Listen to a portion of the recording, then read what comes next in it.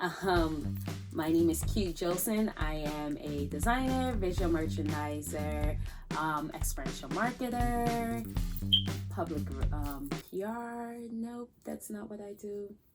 We're gonna start that again. Hi, my name is Joacin. I am a designer, visual merchandiser, creative director. Nope, that's not what I wanted to do it.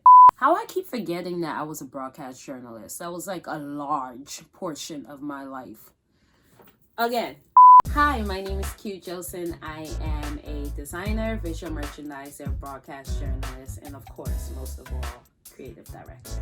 Well, I am from Spring Valley, New York, which is in Rockland County. I'm about 20 to 30 minutes outside of New York City. A lot of people in New York City consider this upstate, but we're really not upstate. Basically, it's like living in New York City just with houses. Anyways, I first realized that I was meant to be a creative and nothing else when I was in grade school. But high school is when I started putting things into effect. Even though my Caribbean mother wanted me to be a lawyer, doctor, nurse, or engineer, I knew the only industry for me was a creative one. In addition to going to school 5 days a week, I attended the Fashion Institute Technology Program, the pre-college program, from the 10th grade to the 12th grade, obtaining multiple certifications in the business of fashion. I obtained my internship with Douglas Hannon my senior year of high school. I was their youngest intern that they've ever had. That was like my first real insight of how the whole fashion week and the whole fashion production life goes. That literally sparked my whole life with all things production. Well, in college, I had a lot of internships. I had internships with Mercedes-Benz. Initially, I was working with IMG. That's who I got the position with. Another internship I did was with Tracy Reese. So with Tracy Reese, where I mostly worked, I worked in her production department, but with Tracy Reese, I got more on the technical side. Also worked with Audrey Smaltz. She used to be a really big model back in the 60s and 70s. She modeled for a lot of designers. So she started her own company called Audrey Smaltz and the Ground Crew. And what that company was basically all thing production for backstage fashion shows. Oh, of course, I interned for celebrity stylist Colin McDonald. I did a lot of his editorial shoots with him. I was his stylist assistant. I also interned with Couture Fashion Week, and I was actually the executive assistant to the producer and owner of Couture Fashion Week. I did, of course, everything that had to do with a production of putting on a huge fashion show for New York Fashion Week. I worked in Crazy City. Crazy City was like similar to a Chuck E. Cheese, but I honestly think it was a little bit better. I also worked with MCG Connect. So with MCG, I was their merchandiser. So the difference between working with MCG and working as a visual merchandiser for a specialty store is that MCG mostly worked with department stores. Their main department store that I worked with was Macy, and my main clients in Macy was Levi and Keurig. I love flagship stores because I love high traffic area. I just love being able to interact with larger groups of people, i.e. that's why I love events. So I worked as a visual merchandiser for American Eagle in Times Square, visual merchandiser for Forever 21 in Times Square, visual merchandiser for The Gap and Herald Square. So I always worked at fast-paced, high-traffic areas in visual merchandising. I also worked for Bag Trends. Bag Trends, I was their social media manager. I actually met those two sisters during an event during Fashion Week. Fashion Ave magazine as a columnist, that was like a new venture for me as well, because I knew so much about fashion that they wanted me to actually write for their younger market. It was fun, I can't lie. I also worked at Limited Edition for her Carlisle group. I was their head visual merchandiser. So what was really cool about working with them is that whatever I implemented into that store, they would use for all of their stores nationwide. These are like all new ventures that I was introduced that I didn't even go to school for, or was I trained, but I guess my personality and all of my skills and my work ethic basically paid that off for me. Those were my interviews. During my senior year, I scored an internship with celebrity fashion stylist Colin McDonald's, which turned into a fashion correspondent internship because, according to him, I have a great voice and on-screen personality. Thus, the inception of my broadcast journalism career. Well, first thing first, the reason why I did my training was I wanted to be the greatest correspondent. I wanted to be the Oprah of correspondence. I mean, that's what she was. So I wanted to learn the skills, and I wanted to learn everything that I needed to know that reporters on TV knew. So that's why I did a lot of the training. QTV was your online entertainment and lifestyle media outlet I ran for 4 years. I used all of my schooling, internship, and workforce to promote QTV to generate over 25,000 views on my website daily, along with my interview videos. I even had my own theme song.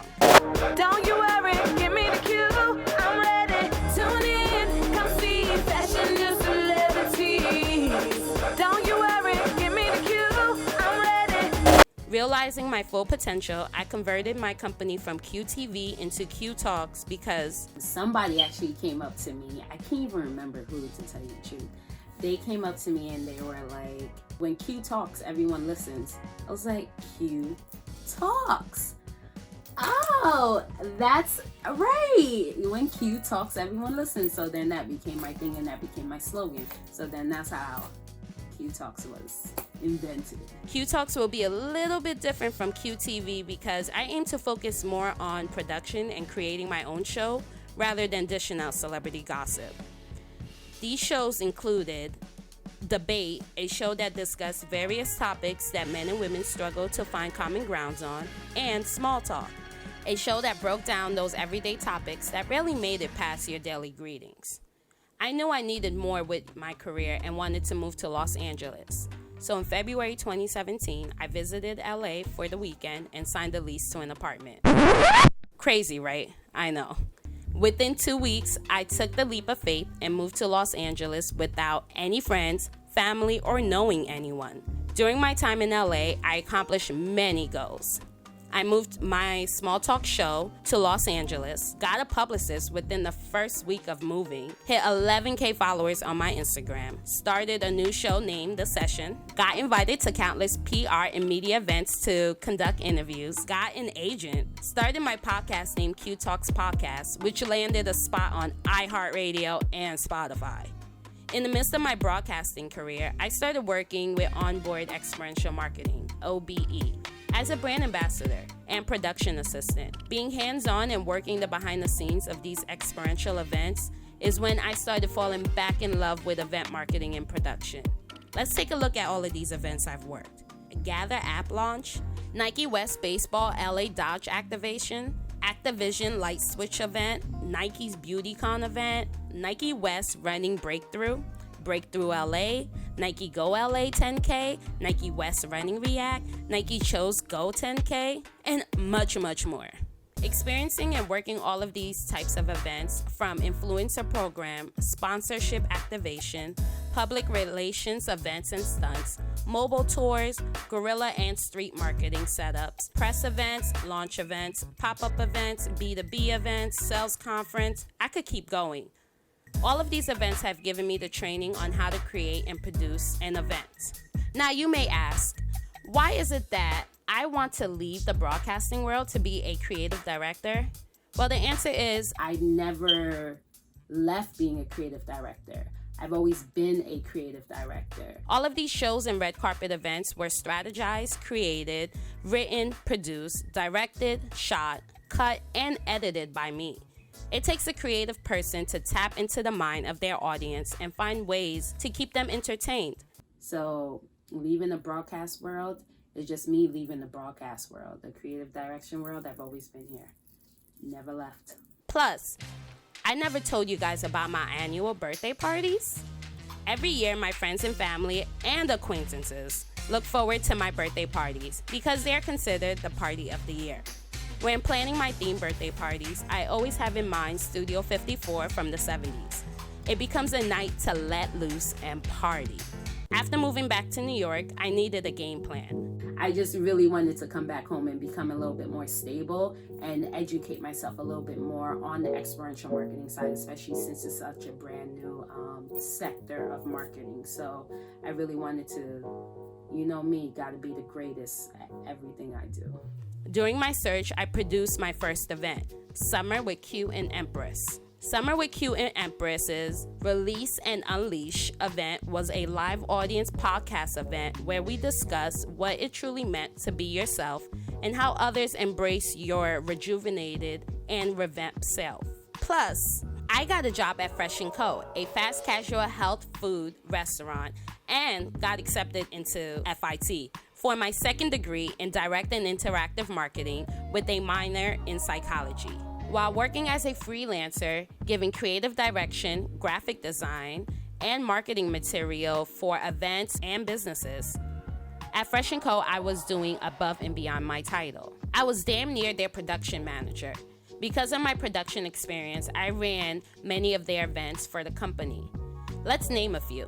Cannonball Productions, New York City Winter Warmer, Fresh & Co. and Soul Cycle event, Fresh & Co. and Exhale event, Chelsea Pier Wellness Week event, the Bowery Mission and Fresh & Co. Volunteer event, Bacon and Beer Classic, Brooklyn Earth Day, New York City Vegetarian event, Warriors in Motion event, New York City Franchise Expo, New York City Pride Tour and event, Rose Splash. Okay, I'll stop. During which I was working events for OBE. Let's name a few of those. Ego Mobile Tour, New York and New Jersey, MuleSoft Connect, Stripe Sessions, Boost with Facebook, New York City, and JP Morgan Chase's Scale Up New York event. In the middle of all of that, I was in pre-production for my second event, Next Gen Teen Summit. After moving back to New York from Los Angeles, I noticed a major regression in the school district where I attended high school in terms of extracurricular activities being offered. I have family members that currently attend these schools, and I saw how the lack of these extracurriculars were affecting the youth.